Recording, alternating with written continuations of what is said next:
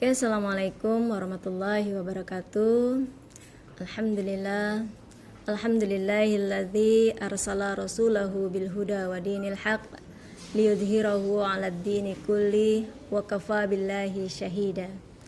Asyhadu an la ilaha illallah wa asyhadu anna Muhammadan abduhu wa rasuluh la nabiyya ba'da.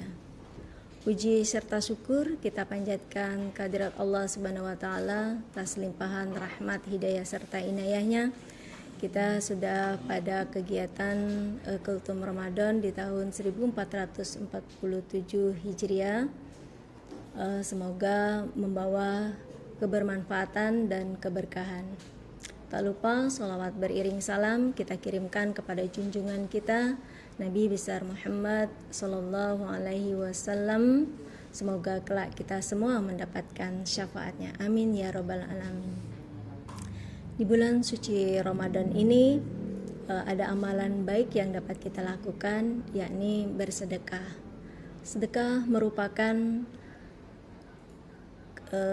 perbuatan mulia karena dapat kita memberikan sebagian harta kita kepada orang yang membutuhkan dan juga dapat meringankan beban orang lain serta mendapatkan pahala dari Allah Subhanahu wa taala.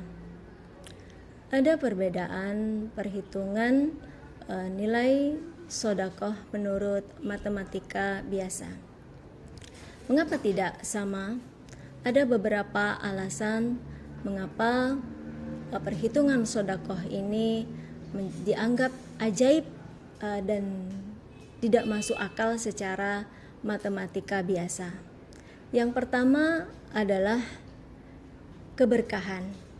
Sedekah memang mengurangi saldo di rekening kita, tetapi akan menambah nilai dari sisa harta yang ada. Harta yang sedikit tapi berkah akan terasa cukup dan menjauhkan dari mara bahaya yang bisa mengeluarkan biaya yang lebih besar. Yang kedua adalah janji Allah. Sebagaimana pada Quran surat Saba ayat 39 yang artinya apa saja yang kamu infakkan Allah akan menggantikannya dan dialah Maha pemberi rezeki yang terbaik. Yang ketiga adalah investasi jalur langit. Sebagaimana Quran surat Al-Baqarah ayat 261. A'udzubillahi minasyaitonirrajim. Bismillahirrahmanirrahim. Masalul ladzina yunfiquna amwalahum fi sabilillah kamasali habbatin ambatat sab'a sanabil fi kulli sumbulatin mi'atu habbah wallahu yudha'ifu liman yasha wallahu wasi'un alim.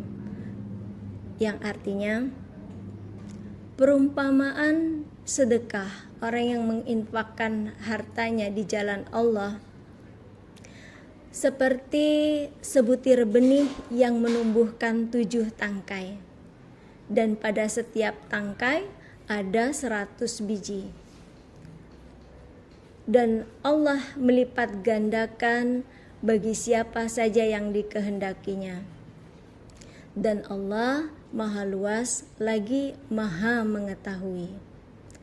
Kalau kita kaji secara logika perhitungan nilai pahala tadi, maka kita akan dapati dua aspek secara matematika biasa dan secara matematika sedekah sebagaimana Quran surat Al-Baqarah ayat 261.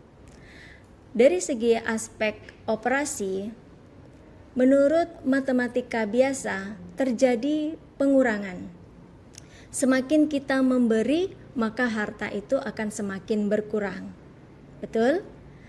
Nah, menurut aspek sedekah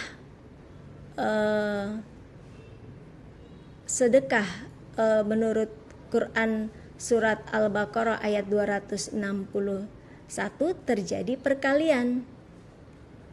Semakin kita memberi ada pelipat gandaan dan harta itu akan tumbuh dan terus mengalir.